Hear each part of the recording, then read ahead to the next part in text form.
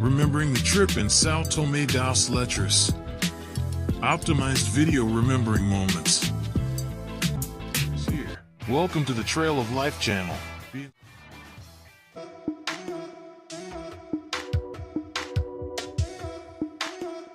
First, I visited the famous Sao Tome Cave, an underground labyrinth of unique rock formations, illuminated only by small cracks of light.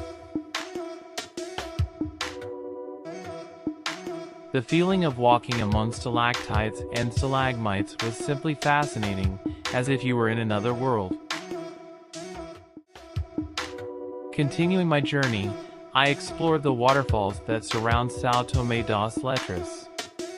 The View de Nueva waterfall, with its crystalline waters falling from a vertiginous height, looked like a living painting.